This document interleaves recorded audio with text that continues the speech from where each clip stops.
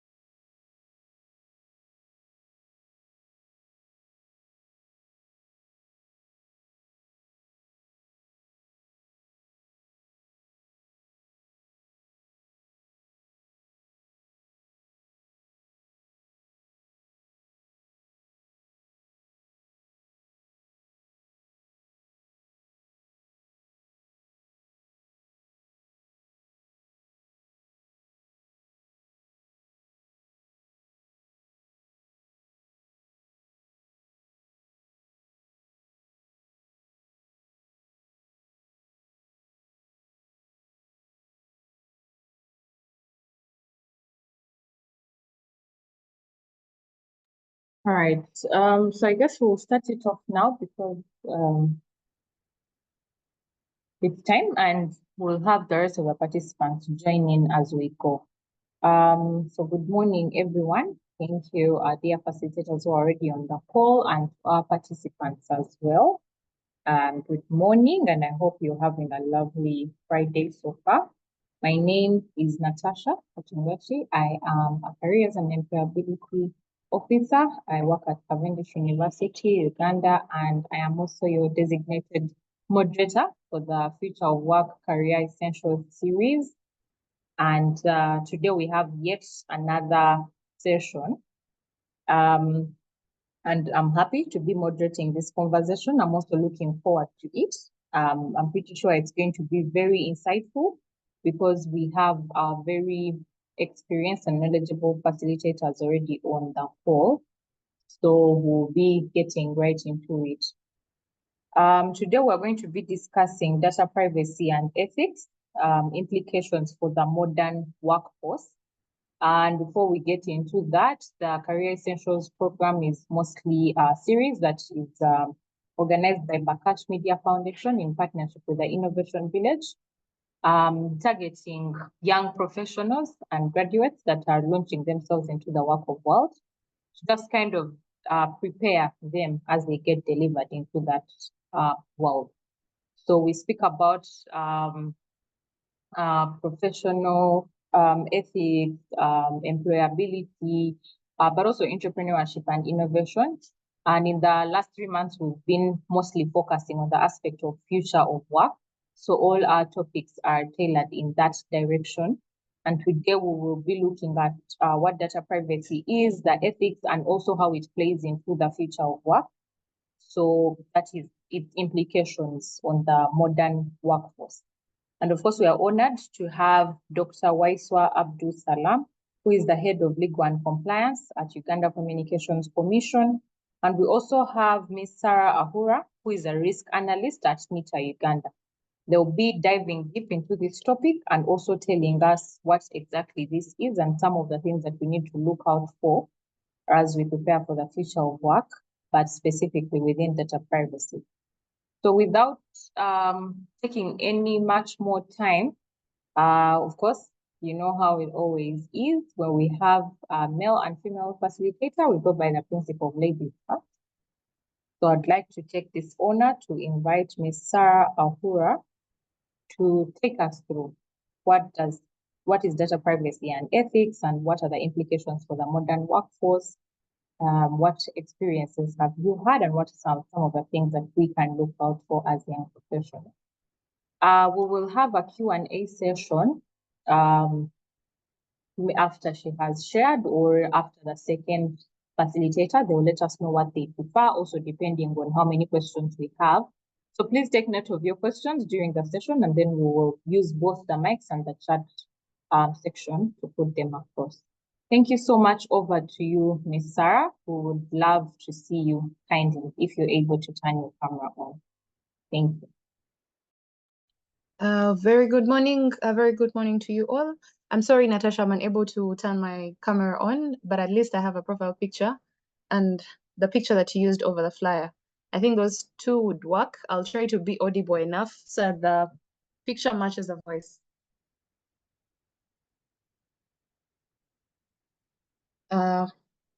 Without further ado, let's dive into data privacy and ethics. To start with, data privacy is how you handle, process, and protect personal information. While ethics, on the other hand, is the principles guiding fair and responsible data practices. Let's look at it like a home and the behaviors in that home.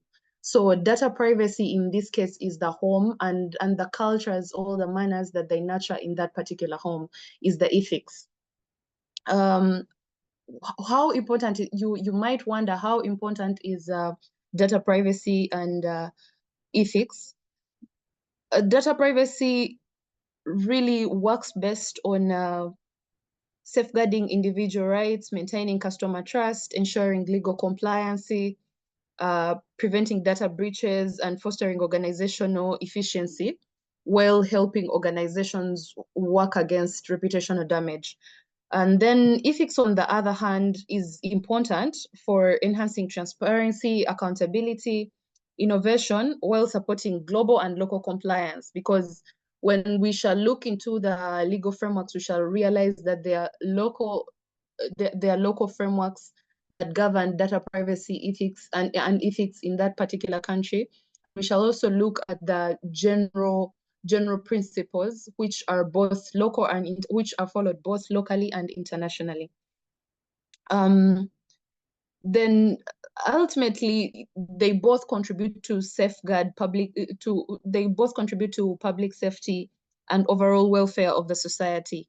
Because you see, right now, as we try to bridge the digital divide, there is a lot of information that is being shared across networks, say in hospitals or of the applications that we use, or in mobile money, for instance, here in Uganda, mobile money, in our banking, everywhere. We find ourselves sharing a lot of personal information, which sometimes we do not follow up to know how it is used, how it is stored, who has access to it, who has no access to it. So in this case, what happens is a number of legal frameworks were put in place to govern this. Here in Uganda, to start with, we have the Uganda's Data Protection and Privacy Act, which was enacted in 2019 and later enhanced in 2021. The core importance of the Data Protection and Privacy Act is to protect, emphasize informed consent, data security, and individual rights. So you realize all this is around the data that we share in different places, different areas of interaction, different applications that we use, or different platforms that we interact with. Then when we go internationally, we have the General Data Protection Regulation, the GDPR, which also sets stringent data protection requirements for organizations that are operating within the European Union or handling European Union residents' data. Then we also have the California Consumer Privacy Act, CCPA. This one majorly grants Californian residents new rights regarding their personal data and imposes corresponding obligations on businesses. Though we have adopted these and used them to tailor regulations and data use models and ethics or principles into what fits our country. We might not be generally picking everything from them, because the way of life or the culture and norms of our society completely differs from theirs. So, and if you look at the ethical guidelines, we have standards like the Institute of Electrical and Electronic Engineers, which really does ethics guidelines for data use, emphasizes transparency, fairness, and accountability in all data use. Then I don't know whether I'm too fast or it's fine, Natasha. I would like to hear from you. I think it should be okay. It's okay? Yes, please. Oh, okay, thank you. So when we go to ethical considerations in data use, here we look at data collection and consent. So with data collection and consent, it also has a little nitty-gritties with it. There is informed consent, where individuals are fully informed about what data is being collected, how it will be used, and their rights regarding the data that they are giving off or the data that is being collected. Then there is data minimization, collecting data only for the necessary or specific purpose to minimize risks and enhance data privacy. So let's say, for example, if you go to a hospital, there is no need of getting your TIN number when you need medical services, you get. So in the hospital, they are only collecting data that will help for the purpose that has brought you to the hospital. Well, if you go to the bank, they will not ask you about your health history and all. So in data minimization, we look at you only getting access to what you need to use and for when you need to use it, not for you to store it for further duplication or use or sharing. So you only pick what is needed in the moment. Well, on the other hand, you are told that we are picking maybe say your biodata so that we can know, like census was recently, we are picking all your biodata so that we can know the number of people living in this place, the number of infants in this place, So they will let you know what kind of information they need and why they need it, the purpose of it, and how it will be stored. In most cases, they will let you know. Thirdly, we shall look at purpose limitation. Use data only for the purpose for which was originally collected, unless further consent is obtained. So, for example, they can ask you details about you, and later they come and ask you details about your next of kin. Because maybe they see, say, in the health, let's use an example of the health sector. Say if you, initially when they're going to do a diagnosis, they first get your own personal data, your names, age, weight, and pressure, and all that. But if say that you need to do an operation, you'll need a caretaker. So in most cases, they can want to extract data about your next of kin. So this, initially, the data that was obtained was only about you for the purpose that only concerns you. But if there is further data that is needed to be extracted, consent should be obtained. Then we go to data sharing and transparency. Transparency is to clearly communicate why you need this data, how you're going to store it, if you're going to share it with other third parties and all, let the owner of the data know. So in future, it can save you a lot of legal implications that might be applied in case the victim comes out and says, I did not issue this data willingly. I wasn't really taken through what I was doing and all that. And if you notice right now, most of the applications come up with consent forms. Well, you download the application before maybe you install, or after you've installed, you'll see a consent form. Always try to go through it. I know it must be a lot of work, but always try to go through it, because sometimes you're consenting to extraction of your personal data, which will be used for what and when you don't really know. So you have to always find out, am I really willing to give in this much that they need? And that's how sometimes we give off our, like say, our bank credentials or our email credentials, and we end up getting hacked, or we end up losing big sums of money just because of one careless mistake that we ignore most of the times. Look through the consent forms, find out what exactly it is that you're giving off, so that you're not caught off guard. Then there is accountability. You have to establish mechanisms to ensure that data handling practices are regularly reviewed and comply to ethical standards, because we are moving in a world that changes trends by the day. So people will change the trends of the trends. People will move as per the trends. So you will find that the regulations that we are working with right now may not matter in 2 years to come because of the intensity of artificial intelligence. They may not matter because of the different stages that maybe technology is taking us through, or how fast or how rapid the world is developing. So you have to be you have to be up to the speed of the world. You have to know how things are working and work along, because there is no way we are going back. We are going backwards. We have to find ways. And if you've heard about the United Nations vision for 2050, they are trying to work together to find a way of accessing everyone. In cases of disaster, you've heard of places where there are earthquakes and all that, and they don't know the number of people that have been retrieved. They don't know the lives that have been lost. And sometimes everything goes down the bridge just like that. So they're trying to put in place mechanisms how everyone in a particular area can be known and can be taken care of. So that means that there will be huge data extractions from individuals. So you have to look out carefully and know what you're giving, for what purpose, and how long it will be used or how it will be stored. When we go to compliancy, when we go to mitigation risks and ensuring compliancy, here we see data security measures. How can we keep our data safe? Because we are giving it off, it's being taken in big numbers, but how safe is it? So there are a lot of mechanisms that can be put in place to keep data, especially for your organization or your workplace, or your own personal data that you're keeping on your computer or somewhere in your phone.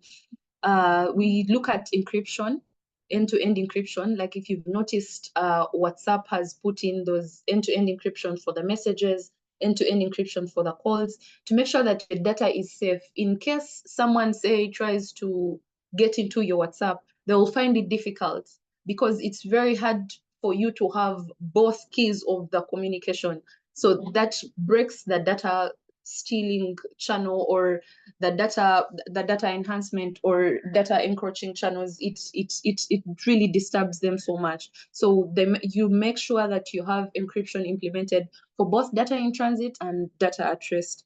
And say access control, restrict access based on user roles and the principles of list of privileges. So let's look at for example, an organization like mine, I do not have rights to access information that my manager has access to. We could be all in the same network, in the same platform, but the roles are distributed and the rights are given as per the role. The directors have access to certain places or accounts or documents that I can't have access to. And maybe someone in finance cannot have access to information of someone, confidential information of someone in security because of access control. And say if you look at most buildings or offices that you've been to, you might be able to access the lobby or reception, but you might not be able to access places after that because of what restrictions have been put in place in that particular area. Then we go to data anonymization. You can use techniques to anonymize data and protect it from individuals and identities while allowing it to only be accessed to who is allowed to access it. Here we are looking at mechanisms like containers, because if you look at how containers work, your name is probably stored in a different container, your age in another one, and your place of birth or parents' information stored in another. So someone has to really know what they are working with to be able to get your name, your age, and your parents' details, because they are all stored in different places and scattered differently. Only someone who has access to it or who knows how it works can be able to bring that information together in one place. So we move on to compliance frameworks. We shall see privacy by design. Here we integrate privacy considerations into development of systems and processes from the onset. When you're starting up a system, you have to have this integrated so that it works moving forward. It can be enhanced, but it has to be present from scratch. When you're starting to build up a system, you have to integrate these privacy levels and these privacy mechanisms so that they can be used when the system is live, when the system is going through changes. All these can be working together along with them. Then we go to ethical AI principles. We are living in a world where artificial intelligence is becoming something that everyone is looking at. It's becoming a big deal. So we see if you ensure AI systems are designed to uphold ethical standards, and this helps in including fairness, transparency, and accountability of the data that is being shared and used. So even with AI, we have to include these ethical standards and the legal frameworks so that it is not going against the Privacy Act or the Data Protection Act in most cases or in most places. Promoting ethical data practices, what you can try to do in the organization is role of culture. Many organizations have different cultures, but we always adopt as per wherever we go.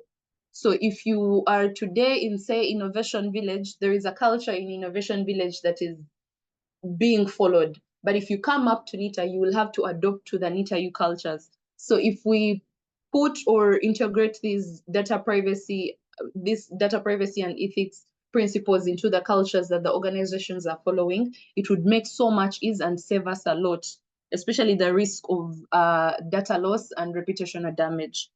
When we look at trust and accountability, build a workplace environment where trust and accountability are fundamental values, so that everyone knows that my organization and the data that I'm sharing with it is reliable and they will store it safe, or there are processes like non-disclosures, among others, that are being implemented in the organization so the company keeps their information safe and solid to only the people that have access to it.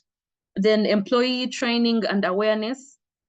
Keep ongoing training. Like I told you, there are very many trends that are coming up by the day, and in technology, you cannot really have a firm attachment to a particular trend. because they keep changing. Technology advances by the day. So you have to keep the culture of training ongoing as per the trends that are developing or the technologies that are being introduced. Then we go to resources and material, find ways to share resources and material. When you have say staff meetings or gatherings of staff, put up this educational material, put up these trainings that come in here and there, pin up something about data privacy in the washroom, in the pantry, or places that are frequently visited by employees. With that, I thank you very much, and I would like to take in any questions that are in the chat or somewhere there. Please bring it on. Thank you.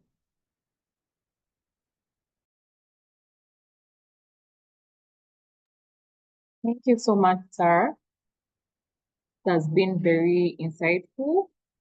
Sarah mentioned on some of the considerations for data privacy ethics, including reading through consent forms before you sign anything. I think that's like the most relatable thing. Most of us usually rush to sign things without reading through, and sometimes you might actually be giving out your personal information that could be used in ways maybe you've not particularly consented to. So that was very important.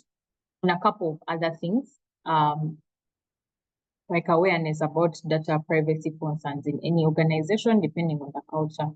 Thank you so much. That has been very insightful in that topic. I don't know if anyone has any questions at this moment, or we could go to the next facilitator as you prepare your questions, and then we can bring them all in at once. Anyone with a burning question right now? Can raise your hand if you do. Okay. If there is none at the moment, I'd like to take this honor to invite our next trainer, Dr. Waiswa Abdul Salam, to also give us his insight on the topic. Over to you, sir. Thank you, colleagues, and good morning to all of you, participants and fellow panelists. I've listened to Sarah attentively, and I think she has done justice to the topic. She has given a lot of insights, and one could even think we sat together and prepared our talking points. She has preempted most of my points, but it's okay. I will also pick up from where she stopped to just share some other practical angles to data protection from how we can improve the processes within our organization, but also at individual level, how we interact with the internet, how we interact with people's documents and files, those that we handle physically and those that we handle through systems. So I fully associate myself with whatever Sarah has noted. Data protection is now a topical issue, and every user has a duty to ensure that one, their data is protected, but also two, if you are in a position where you receive, process, control, or manage other people's data, you have a duty to protect it. I started by saying that everybody has a duty to protect their own data, because most times what we call data is information about us. And that information in most cases is not known by the world until we disclose it ourselves. The law as it is gives you as a data subject the right sometimes to refuse to share certain information about yourself. Of course, there are those moments when your information will be required as a matter of course before you can do certain things. And the law recognizes that. But generally, data subjects enjoy the liberty to sometimes say, yes, you're asking for this information from me, but I don't think it is necessary. I don't think you should have this information about me for me to receive the service I'm seeking from you. So that means that there should be awareness on our part as data subjects, not so much volunteer information. especially if that information is not mandatorily required of you. That is the beginning step in protecting yourself against potential data breaches, because the data hackers most times will not manufacture this data about you. Most times they will base on the information that you have yourself disclosed, uploaded, shared, posted with the public through these many digital platforms. So it is always important that before you post anything, ask yourself, is this information I want the public to know about me? Is this information I should be proud the public to know about me? But also remember, today you could be happy to share that information about yourself. But how about 10 years from today? Will you be happy to learn that the world knows that fact about you? So if we all have that awareness, ladies and gentlemen, we'll become more conscious about the way we disclose information, about what we post. I've seen many from the profiles, many of us are young people really starting career, and also from the organizers, I'm seeing this webinar is mainly targeting young professionals. Now, as young professionals, we must always be aware that our names are our biggest assets. Your brand is what will sell you and bring you value tomorrow. But how do you build that brand? By ensuring that the data that is known about you is only what you think will be positive about you. So as you enjoy posting, as you enjoy Instagram, as you enjoy Facebook, X, and all the other platforms that you enjoy, you must remember, when I post this video about me, where will it reach? Will I have control over that video? Do I have the capacity to recall it or to delete it? You should remember that the internet doesn't forget. And every time you enter a digital platform, you are creating what we call a digital footprint. Unlike the footprints that we physically put on the ground when we are walking, so you can run back and erase it, or even you can be chanced that the rain will come shortly after you've just passed somewhere, and then whatever your footprints will be washed away. For the digital, most times the footprints become permanent until somebody deletes it. And most times the people who have the capacity to delete that information are not necessarily within your reach. So if you upload something on Google, it may not really be about you to delete it. You might have to go to Google and ask them to delete that information. Sometimes they will not agree.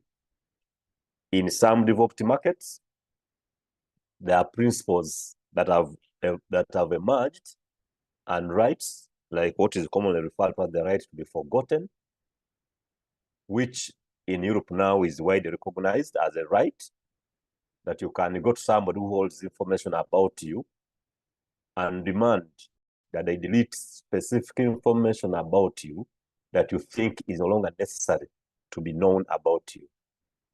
But you will note that even in Europe, where the right to be forgotten is recognized, it's not an absolute right. The number of cases where people have gone and gotten, even try to get court orders against search engines like Google to delete certain information about them, but the courts have said, no, that information is still needed. The public still needs to know what happened at that time. Because as you remember, or you could already be aware, your right to privacy sometimes is in conflict with the right of the public to know or to get information. But also too, sometimes facts about you are of interest to third parties that may want to work with you, to deal with you, to marry you, to know you. So every time somebody requests that their data should be deleted, the search engines try to exercise a balancing act to determine whether it is in the interest of the public for them to delete that information about you. Sometimes they will say, no, we won't delete it. So, for example, people who post their nudes, today it might seem okay for you to share them because you're looking for likes, or you're trying to please someone.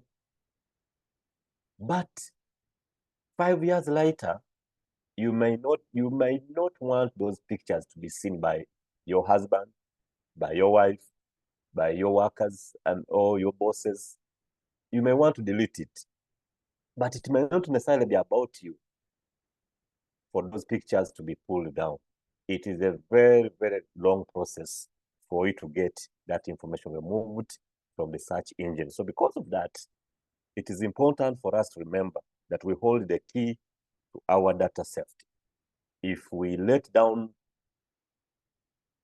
our guard, then however structured the legal system might be, the law may not come to protect you because you'll have filed in your right, in your duty to protect yourself.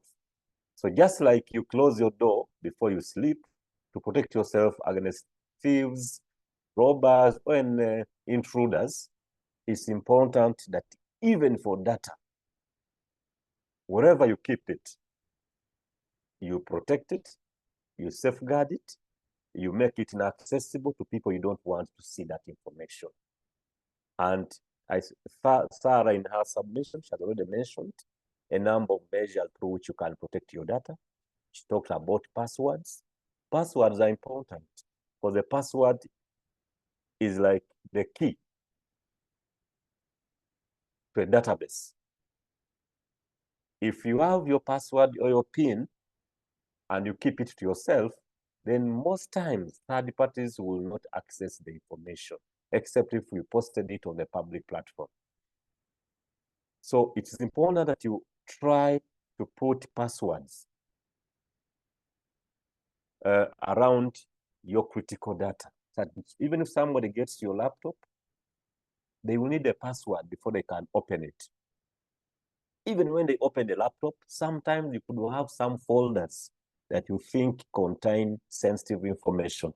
You could add another access pin or code to those folders. That way, you enhance your safety. Could also be for the phones, as you could, anytime you can lose your phone. And yet, phones are not just phones these days. Phones are everything about you. They have your pictures, they have your bank details, they have your emails, they have your WhatsApp chats with so many people, they have your financial information, which is all categorized as sensitive personal information. So if that phone is stolen by anybody, if you put, good passwords or access controls to your files and folders, then that thief may not necessarily access your data. They will take the phone, but they may not be able to read your messages, your pictures, and use them for whatever reason. So it is important that you put passwords, and always remember not to click yes to remember the password. Many times we put passwords, but because of convenience, the system will ask you, do you want the system to remember your password? Many times we are quick to say yes. And when you say yes, it means that the next time you want to open that system or that application, it won't ask you for a password. It will just connect directly. When you say remember password, it is comparable to you closing a door, but then you leave the key within the reach of the people you thought you were protecting yourself from. I mean, they will pick the key, open, and access you. So you must protect your passwords and don't make systems remember your PIN. We've seen a number of cases where people have, for example, lost mobile money. People have lost money from their bank accounts, And most times they come complaining to UCC, sometimes they go to the Bank of Uganda saying, I lost my phone. How did money leave my account? How did the thief know my password? Most times the investigations conducted reveal that the thief picked the phone, but the phone didn't have a password. Or it had a password, but it had remember password. So because of that, when this person picks the phone and they power it, they will access the phone, open it up. And when they try to go on the online banking platforms, the system will remember the password and open. Once it opens, they'll be able to transfer money from your bank account to any account of their choice. And at that point, the banker will not know whether you are the one transacting or it is the thief or a third party. Same with mobile money. MTN, Airtel, they will never know that you are not the one commanding them to transfer money from your mobile money account to another number. So yes, sometimes we blame the operators. We say they're negligent, we say they're not protecting you. But most times, and this I can speak confidently, that from the investigation we've conducted, most times the victims are to blame because they let their passwords out.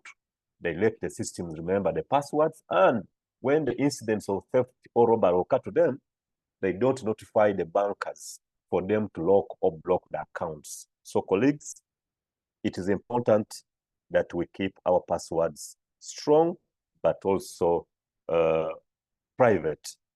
And related to that, updating passwords. Do not have the same password all the time. Try to update your password from time to time. For most organizations, passwords expire after 30 days. And of course, that is inconveniencing because it means that you must come up with new passwords all the time. It is very inconveniencing. Even myself, I don't enjoy it. But I know why it is important. So I do it because I know that's the way I protect my data and the data for the organization I work for. So even for our private information on our phones, our private computers, let's learn the habit of changing our passwords and updating them from time to time. And then at organizational level, in addition to what Sarah has already explained, I can only add that it's important that we develop data protection policies because as a country, we have the laws, but these laws speak generally about principles that are applicable to all situations. They may not be very specific about your organizational needs, and they may not be able to prescribe how you want your workers, your customers to access the data, or even how your staff should use the customer data. So it's important that as an organization, you develop a data protection policy, which should be very clear to explain to the users what data you deal in, how that data will be protected, how the data can be safeguarded from abuse, how customers or workers can report in the case of a data breach, and also assuring them on how their data will be stored or transferred in the case maybe the transaction you were entering in ends. Because again, it's not advisable to keep people's data indefinitely. Only keep data for as long as you need it. And that's the same approach that the law took. In the Data Protection and Privacy Act, it does not tell you how long to keep people's data. It only says keep the data for as long as it is still necessary. So it depends on what kind of information it is. If it is financial information, most times the data is kept after, for a period of 10 years because in the Financial Institutions Act, but also in the Anti-Money Laundering Act and the regulations, you are required to keep data for a minimum, sometimes 7 years for tax purposes, sometimes 10 years. And the regulator can come and ask you for historical information. So don't rush again to delete the information. But then don't keep it for 50 years. Or even if you have to keep it for a long time, put it in a format that is easier for you to store, but safer for people whose data you're keeping. Do not just keep this data and then pile it up there without any control. It could land in the wrong hands. And that also comes with the other issue of data disposal rules. This can be part of the data protection policy, but the data disposal rules guide the users on how their data will be disposed of at that time when it ceases to be relevant.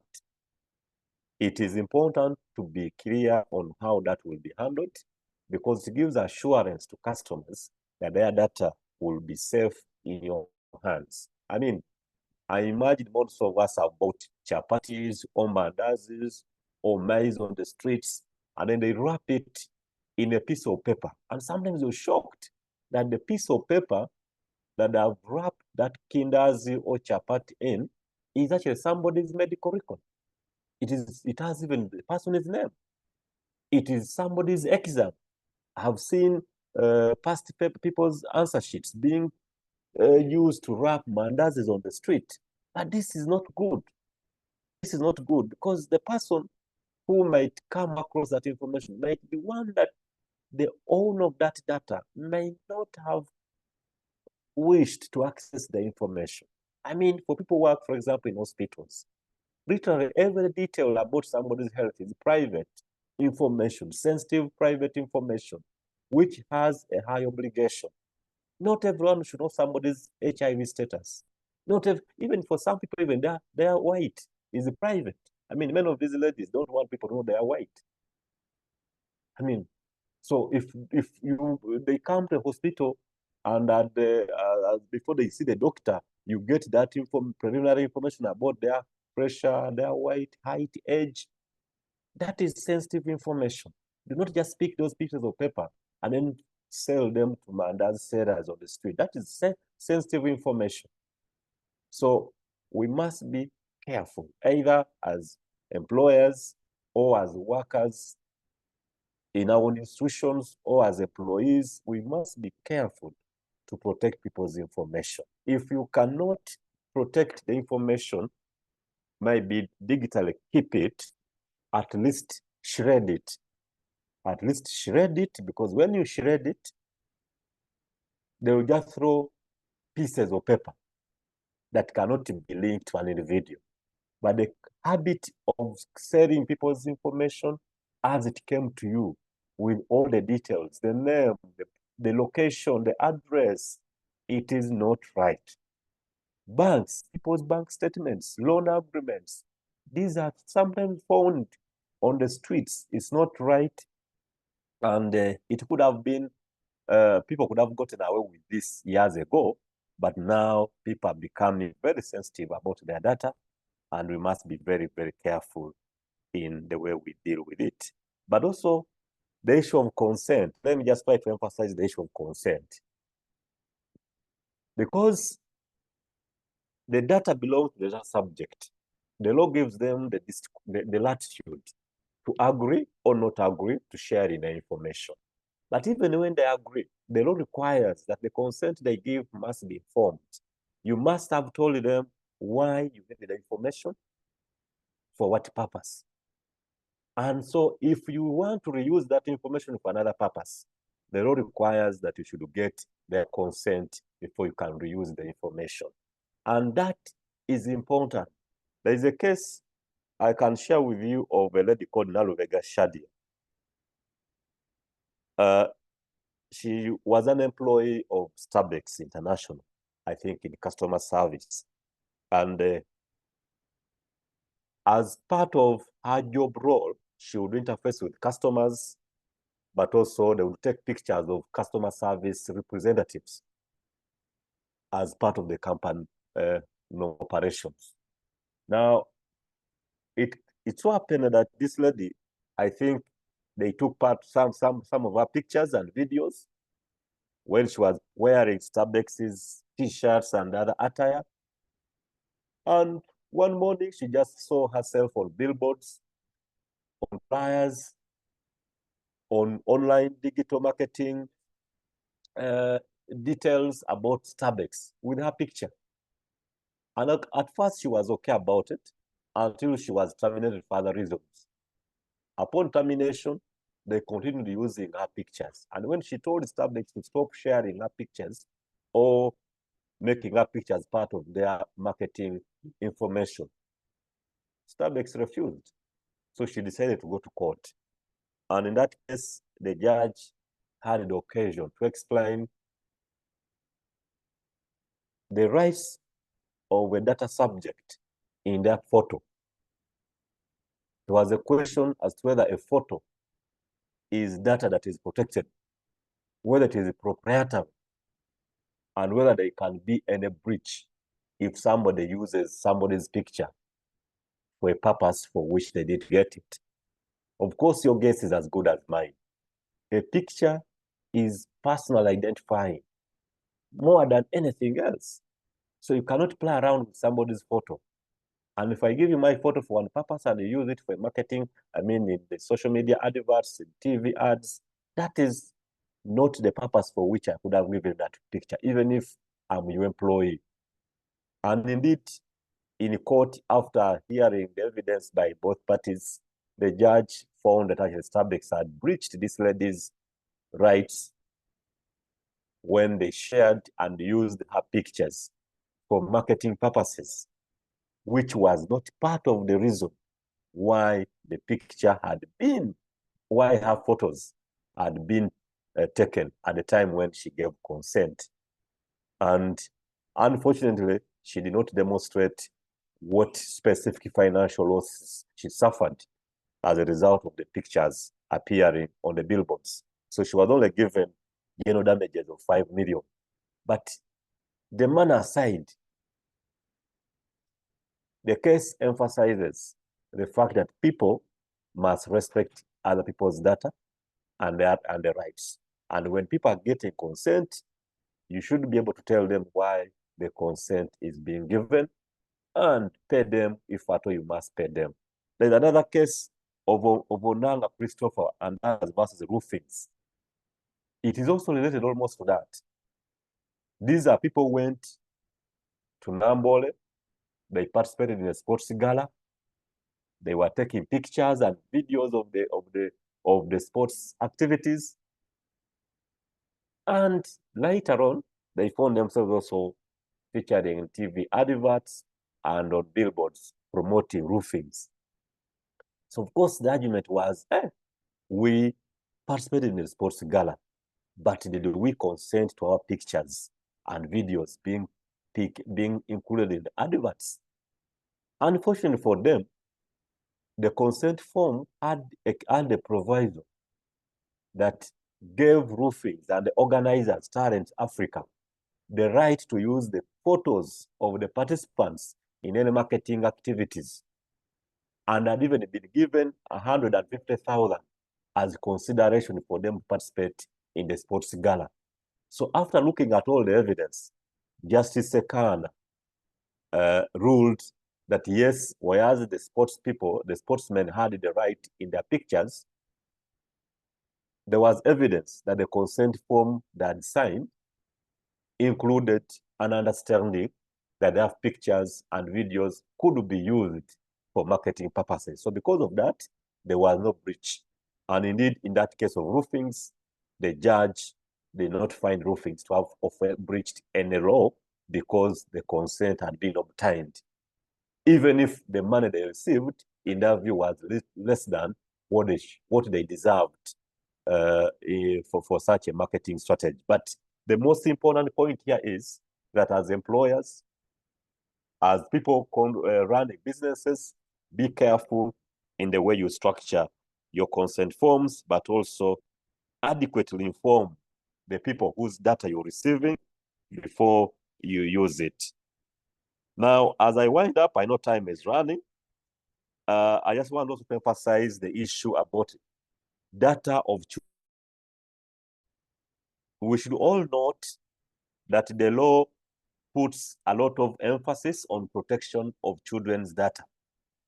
Whereas for adults, and by adults in law, we mean people above the age of 18, the law emphasizes the right for those to give consent. For children, the law presumes that a child cannot give consent to their data being given. And so Section 8 of the Data Protection and Privacy Act clearly says that every time you process or want to receive information from a child, you must get that personal information only with consent, with prior consent of the child's parent, guardian, or person in authority over that child. So if you work in a hospital or in a nursery school or a recreation center where children come for games, please be careful.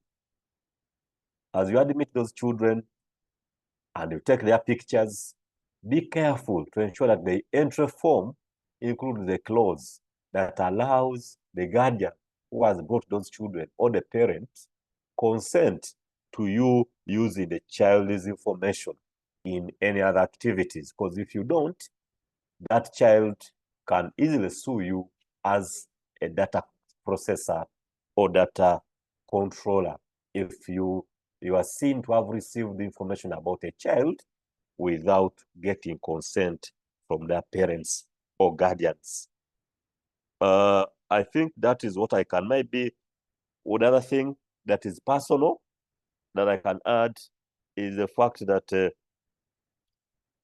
even when a form is given to you to give information, always ask yourself, is this information I should give? Is this information necessary for the transaction I'm entering into? And don't feel forced by anybody to say yes. Where you think the information is too much, please do not sign. Don't appear desperate to give information. I said this especially in relation to some cases I'm aware of people who do digital borrowing. I don't know how many of you have taken loans from these digital lenders. I've seen a few cases where when you apply for those digital loans, part of the application form, they will tell you, give consent to the lender to access information in your phone book. And most people click yes. And when they do that, the apps they use have capacity to copy all the information from your phone book and store it in their database. Now, that information is used sometimes unfairly against you, the borrower, but also other people. Maybe you've received people calling you saying, so and so, we are calling you because this person, your friend or your brother, your wife, your husband or boyfriend borrowed the money from us and you have not paid money. Tell them to pay the money or we are coming for you. I'm sure you've had some of those calls. And sometimes they even go as far as intimidating you, saying, if you don't pay this money, if that person does not pay the money, we shall come for you, arrest you. Then they continuously harass you with calls.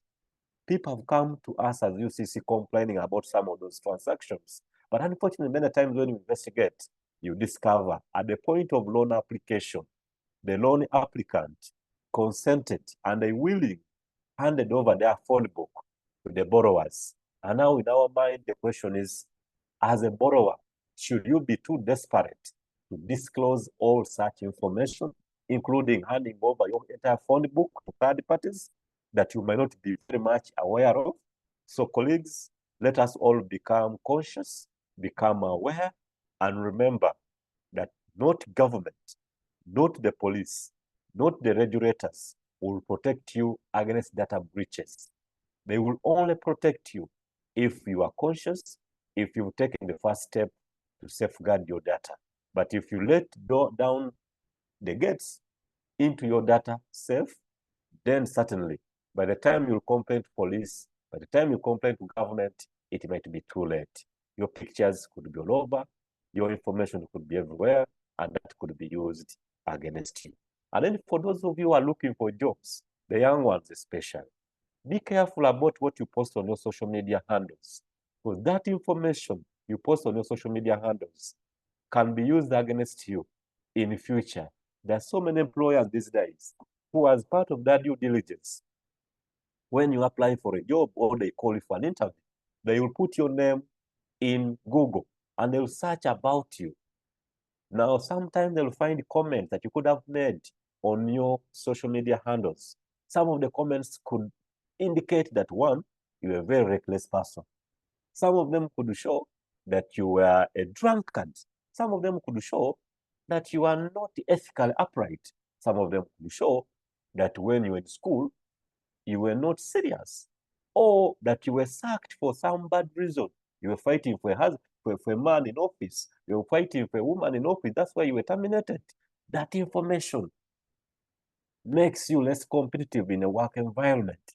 People will begin fearing you, and that will lessen your chances of getting opportunities. So please be careful about the information you post on your social media handles. I think with that, I can stop there for now, and we'll be happy to take on any questions that you could have put down. Once again, thank you very much for giving me the chance to speak to you, and I hope this makes sense to all of us. Yes, it absolutely does. Thank you so much, Doctor. That has been very, very insightful, very deep acumen on the different areas of data privacy, digital footprint, some of the things we ought to look out for, especially in this social media era, issues to do with personal details of accounts and everything. So thank you so much for breaking that down for us. I think it has been very, very elaborate. It's now time for Q&A. So if you have any questions, please let's try to be quick so that we can save some time. Raise your hand and we will send you a request to unmute. You can unmute and put your question, or you can share it in the chat section, and I'll do well to deliver it to the trainers. Any questions?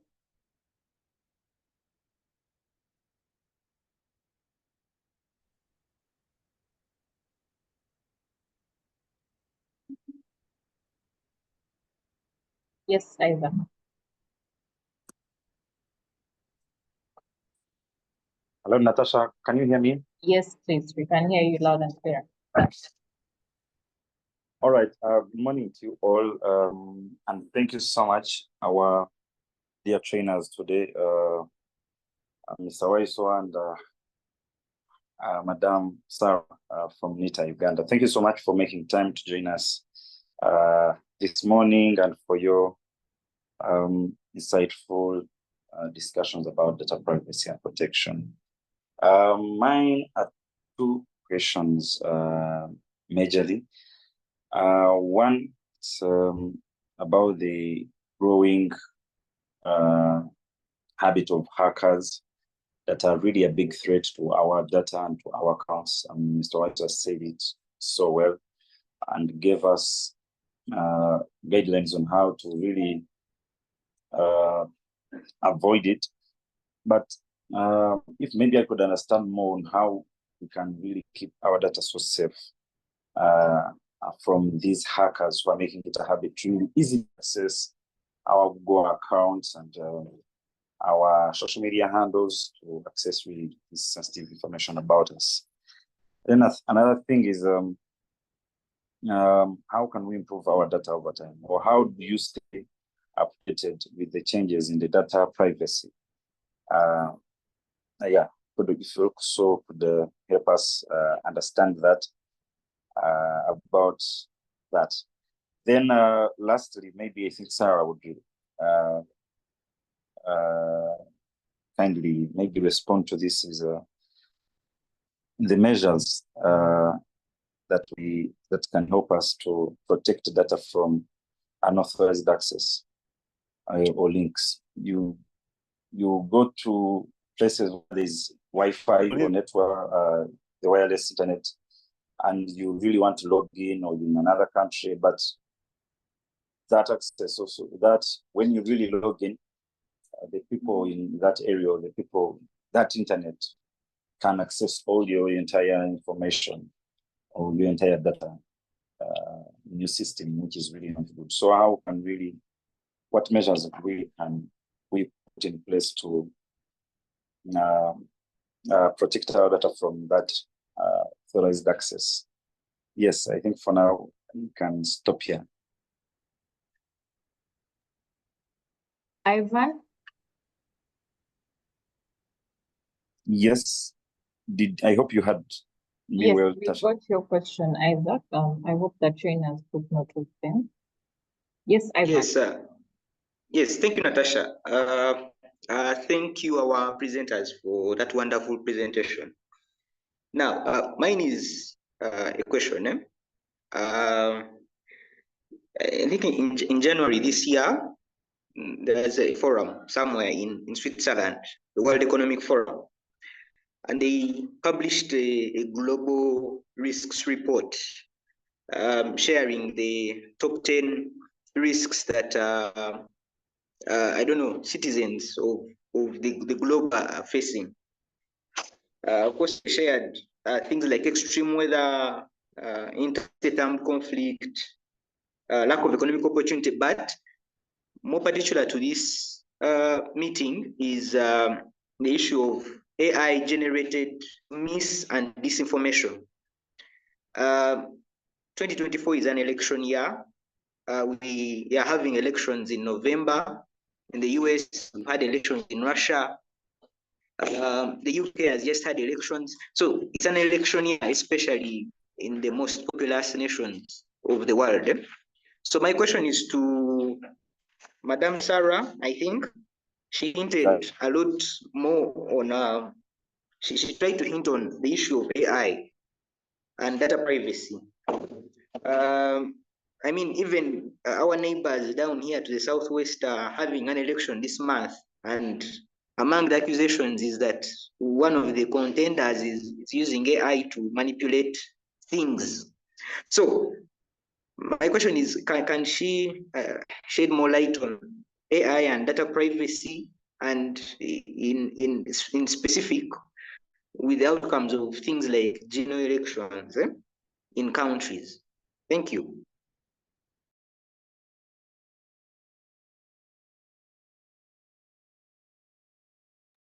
Thank you so much. So I think our trainers will take on those questions in the meantime, since they are the only ones. And then if there's anyone else with another one, you can raise your hand. Over to you, Sarah, and then Dr. Wiseman.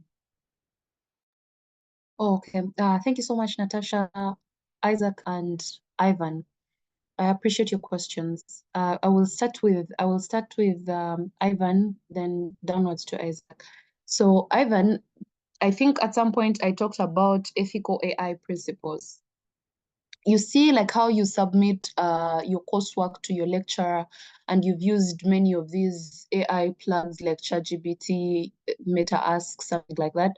They always tell that you have not gone out to research and generate this work. They always tell through the plagiarism detectors. So when I talked about ethical AI principles, I mentioned that we should ensure AI systems are designed to uphold ethical standards. Like most of the systems, even here in Uganda, the principle is supposed to be, before a system is put out to the public or to the intended community to use it, we are supposed to take it through several security checks to ensure that, first of all, that the system follows both data privacy acts. The system is by the standards of, say, information sharing or data sharing, is by both the international, is respectful or compliant to both local and international standards. So that is supposed to be ensured. Even with these very many systems that are being developed, because I understand very many areas that are coming up with elections right now, or that intend to have elections going on, they are not relying on the human factor alone to have these election processes taken on. They are also relying on systems. So these systems should be taken through several security checks, several legal checks to ensure that they comply with both the legal frameworks in place and the security measures that are put in place. I hope I've answered you well, Ivan.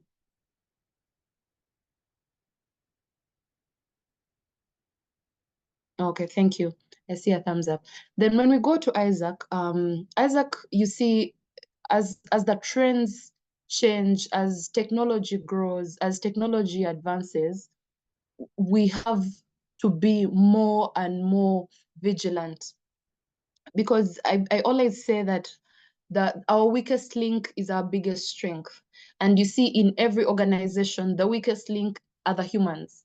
But on the other hand, an organization cannot prosper or go forward or operate functionally well without human beings. Yet they are our weakest link. It's a human being that will click that link in a phishing mail and hell will break loose on the entity. It is you that will accept friend requests and these very many sites that people keep sending you, telling you, check out this, telling you, we have an iPhone at $50, you can win that.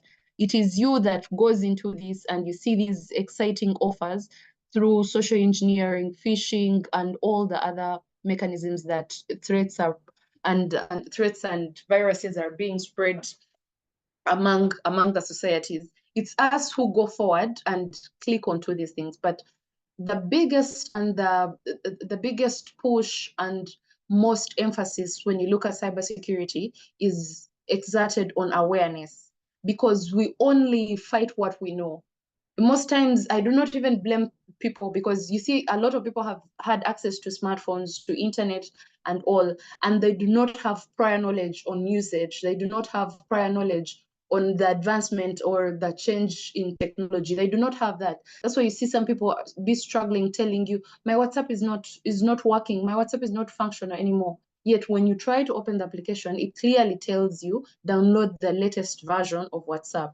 So to keep ahead with trends, if you're going to be successful in this technology and security lifestyle, in this data management, data usage lifestyle, you have to keep your eyes on the same internet that feeds us both good and bad. You have to keep your eyes out there. You have to be able to learn. You have to take part in activities such as this. And I really, really appreciate Innovation Village and Bakash Media for pulling this off, because we need very many of these. This is how we can do public awareness. This is how we can do private or public sector awareness. There is a lot, and there is a lot out there, and there is a lot that we don't know. But let us take the initiative to fight the African child that hates reading. Let's take the initiative to fight the African child that hates learning or taking the leap of faith into new activities. Let us look out for where will the danger come from. Use the best and fastest security measure is the human instinct. Think to yourself, is this message that they are prompting me to put my password correct? Where does it lead to? Find some time to first interrogate yourself and whatever you're having access to before you give in information, before you receive information, before you're prompted to go into anything. Then we strongly prohibit the connection into Wi-Fi, into internet access ports or anything like that, even as much as putting your USBs in different devices, different other people's devices and all that. We stringently and strongly work against and preach against that, because it brings you a lot of viruses, it brings you a lot of apps and things that are extracting your information that sometimes be running in the background. Your phone is working just fine, your applications are working just fine, but someone is extracting important data from what you access, from where you're going and all that. What do? Implement passwords. Use these passwords and act like every single day of your life there is someone that is looking at you and whatever you're doing over your shoulder.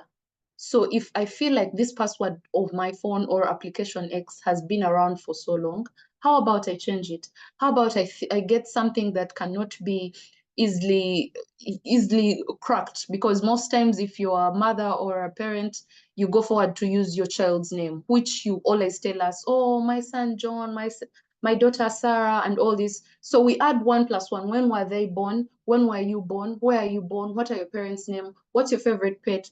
Go away from something that can easily be thought about. Go outside your box of your day-to-day life when you're coming up with a password.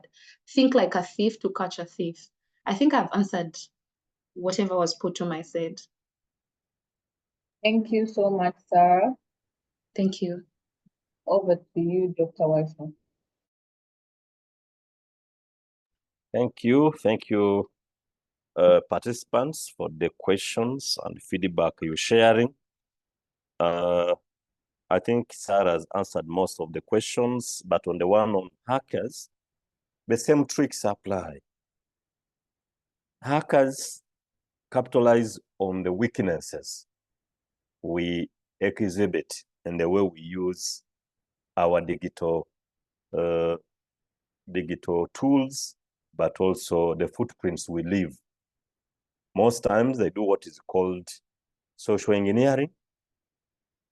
Very few people hack and attack our systems without physical interface. Most times, the cases I've heard of in this country, what people call hacking is actually not hacking. Somebody may, because hacking strictly taken involves somebody taking over your device or your account and then they access information that you keep on that device or in that that particular folder or file. Strictly taken, that's what hacking at times. But these days, most people, what they call hacking is not as a result of your hacking, but it's as a result of people socially engineering information about us, and then they literally figure out the private information about us. How do they do social engineering? They go on social networking platforms. They go to LinkedIn, they go to Google, they go to WhatsApp, not WhatsApp so much, but Snapchat, and they get information about you. Now that information is what they manage to put together and figure out where you stay, what your interests are, which bank you bank with, which phone numbers you use, who you regularly call, which places you usually go to. They use this information because many people, when you go to a bar, you post on your social media handles, you post where you are. When you have a chat with somebody, you say, oh, this morning I had a very good conversation with so and so. You put their names and where they work. That is all information that someone who is interested in knowing you will use to get ideas about your interests, about your career path, about your business associates, and about your plans. And this is how now they begin making calls to you, making promises, telling you stories that seem to resonate with what actually you're planning to do. So because of that, this first step, in addition to other issues that we've already talked about, passwords and others, Sarah has noted, think like a thief. For me, I would add and say, look at yourself as a potential victim of hacking. When you work with that mindset, then you become conscious about how you behave online. So for example, when somebody sends you a link and you don't know this person, they are strangers to you, don't be so quick to click on that link. Some of the hacking software are shared and transmitted through links. Somebody will send you a link, inviting you maybe for a meeting. When you click on it, there will be some technical, I don't call it maybe a software that will come to your phone or computer and will begin mirroring whatever it is that you're doing on your phone or computer with the person who sent you that link. This is one of the ways through which hackers access our information. So the rule is, if you're not sure about who has sent you this request, please do not be quick to say yes. Even the friendly requests that people send us on Facebook, on LinkedIn, take time to look at the profile of the person who has sent you this invitation. Are they people that you know? Who are they? Why are they calling you? Why are they sending you the link at that time? When you ask yourself those questions, you will sometimes realize that actually some of these people are not actually your friends. They're just trying to look for information. Like you've seen those emails we received in our mainly spam inbox about today, I'm from Senegal. My husband died 2 years ago. He left me with a lot of money. I'm looking for someone I can send that money to. I've known you. I mean, those funny stories that have been around for so many years.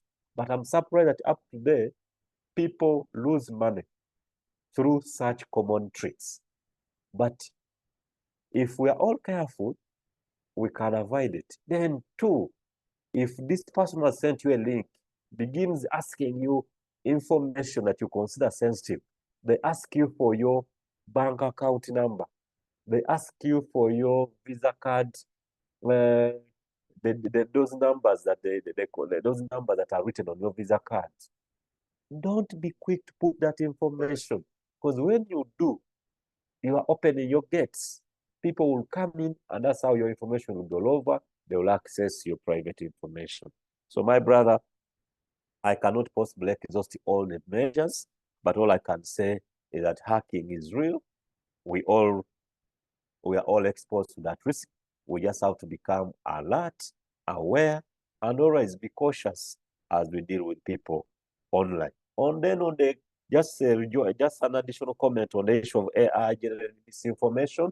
This is really, it's a big issue, not just in Uganda, not just in Africa. Yesterday, as many of you are aware, we concluded the global symposium for regulators under the ITU that was held in Nyonyo. There were over 90 people from 90 countries across the world that came to Munyonyo, and we spent time discussing these same issues. The issue of AI was very topical, with most speakers all emphasize that AI is a big monkey. No one seems to know exactly what AI is going to do to the world, but all we can commit to do is, can we become careful? For the developers, can you use AI applications for good, not for bad? And then for people who are using AI-generated products, can you become conscious?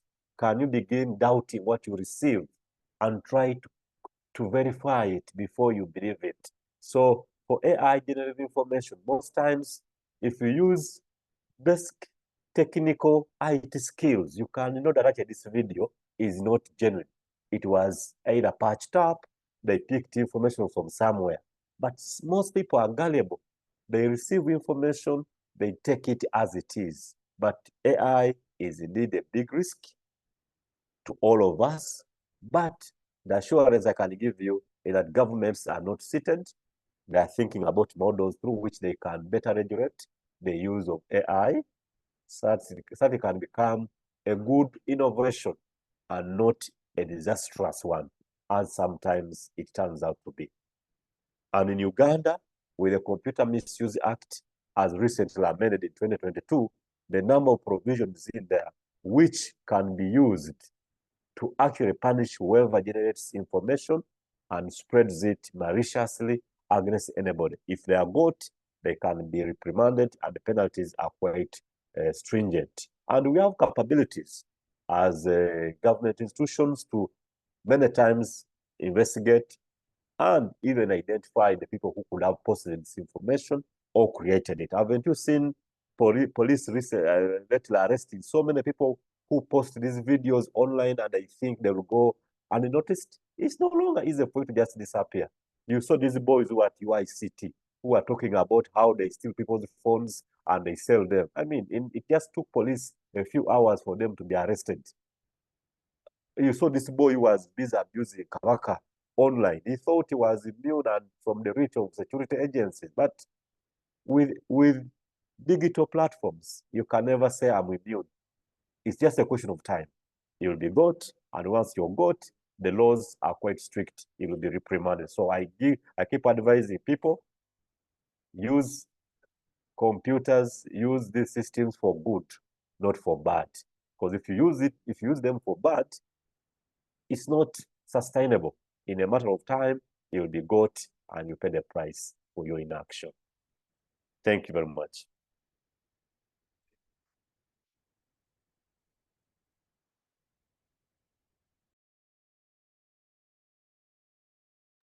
Thank you so much, Dr. Waiswa. I think this has been an excellent session, and also the questions have been really deeply dived into. So there's just one more thing on the chat, which I'll ask both of you to comment on, and then you can give your parting thoughts. Time is against us. So someone, Dan Musinguzi, said, wow, excellent insights. Thank you so much.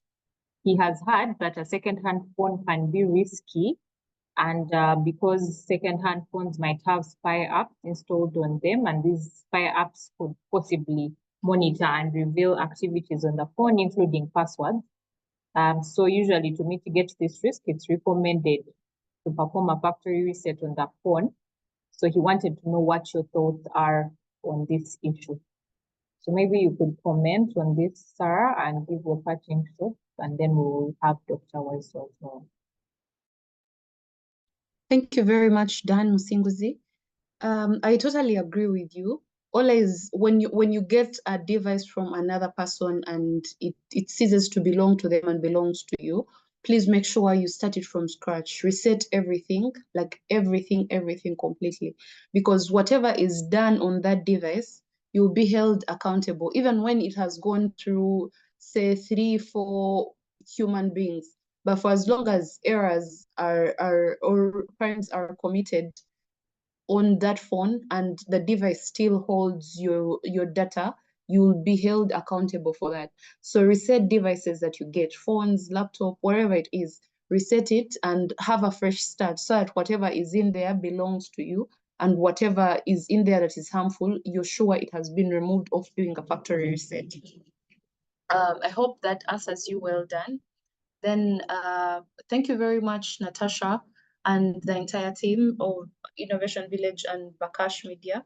I truly appreciate you bringing up this, and we look forward to many more awareness sessions to bring this beautiful beast called technology into people's minds and help them understand and process and accept technology easily. Thank you very much for bringing this new topic of data privacy and ethics into play, because we are starting to learn, we are starting to adopt to being more cautious when we are sharing what we're sharing. I appreciate you so much, and I hope there is a lot of take home in this for the members in attendance. I look forward to many more sessions with you. Thank you so much. Thank you so much, Sarah. We appreciate your time greatly as well. Kindly don't leave us yet, please. We'll be taking a virtual group photo at the end. So I kindly request for a few more minutes, please. Over to you, Doctor.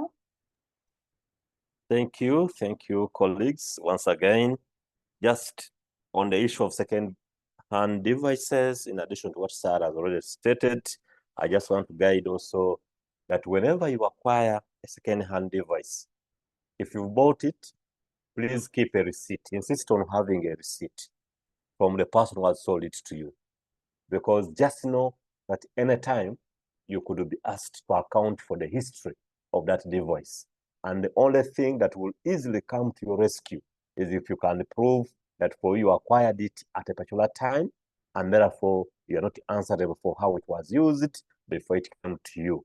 So please don't just go downtown and buy a phone because it appears good and it is cheap. You buy it, put in your SIM card and go home. Insist that the person selling it to you gives you a receipt. That receipt, keep it dearly, because anytime that phone could be tracked, it could have been involved in a crime. They could have snatched it from its owner. And I've seen from practice, most people who snatch phones on the streets, they don't use them. They snatch them from you, they go downtown and sell them to people.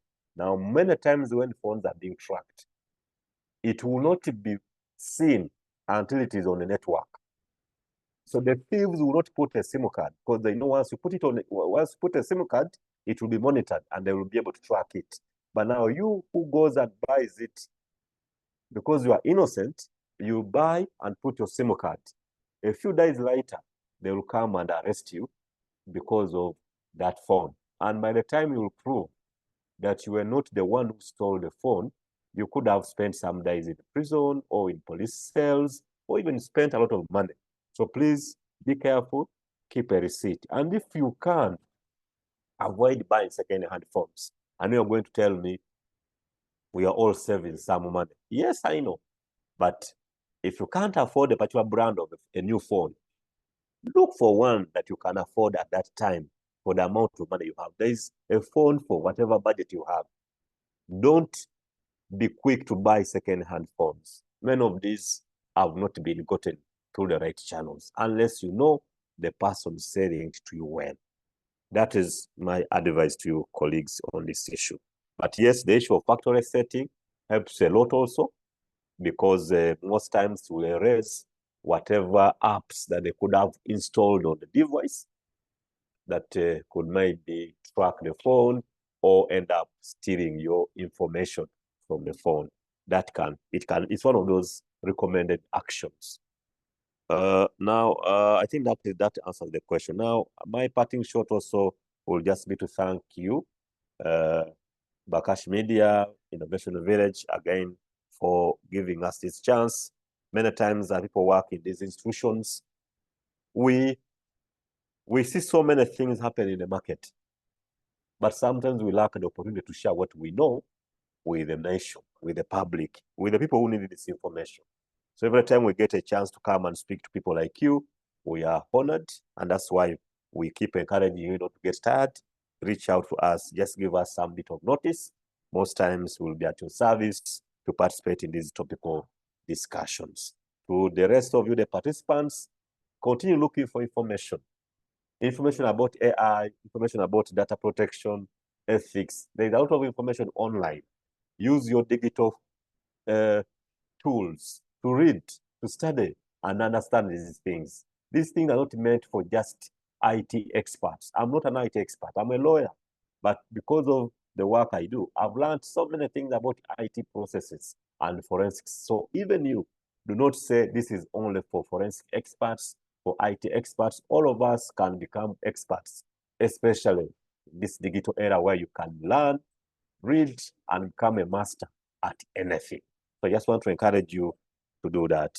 Other than that, we thank you very much and hope to hear from you in future.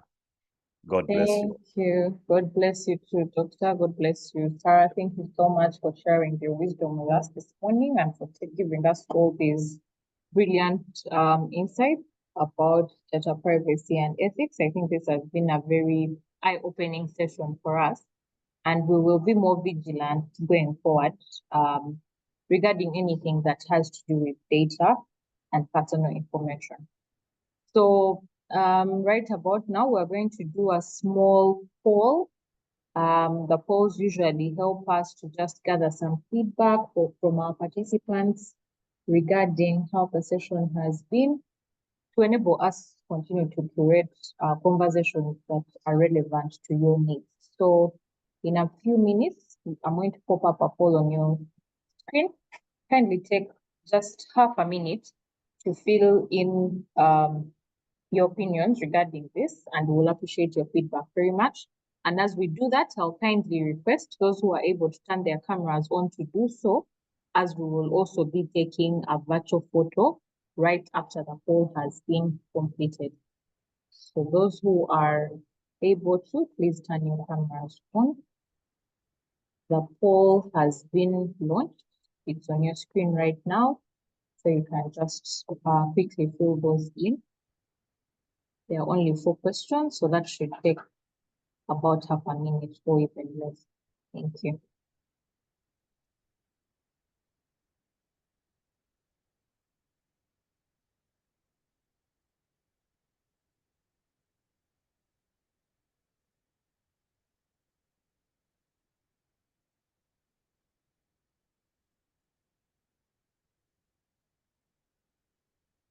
The poll is on the screen right now. You should be able to see it. In the meantime, I'm waiting for participants to turn their cameras on for those who can, so that we can be able to take our virtual photo, and then we can let our facilitators get to the rest of their day.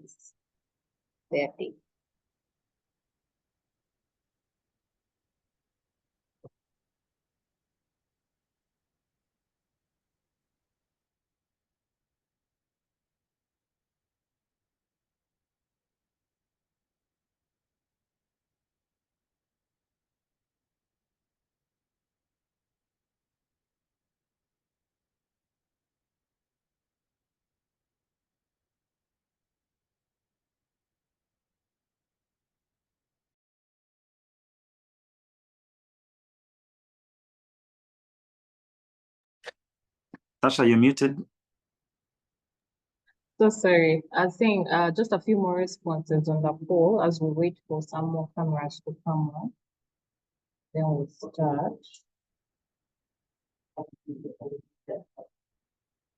Okay. So I'll be taking the photo now. And 1, 2, 3, smile. Thank you very much. All right, so thank you so much, people, for joining us today. We hope you've learned a thing or two about data privacy and ethics. As per the usual, we have these sessions every single week until the end of July for the future of work. So we'll be having another session next week as well, and we'll also be having 2 physical sessions coming up towards the end of this month. So please keep in the loop so that we can update you. Isaac has also been kind enough to share with us the link for the WhatsApp community on that chat. So please join us so that you can get timely updates about all our initiatives and the different dialogues we're organizing. Thank you so much for joining us today. It's been a pleasure having you all. Thank you once again, Sarah and Doctor. Thank you so much for your time. We appreciate your brilliant insights. I wish you all a lovely weekend and see you next week. Bye. Bye-bye. Assalamu alaikum.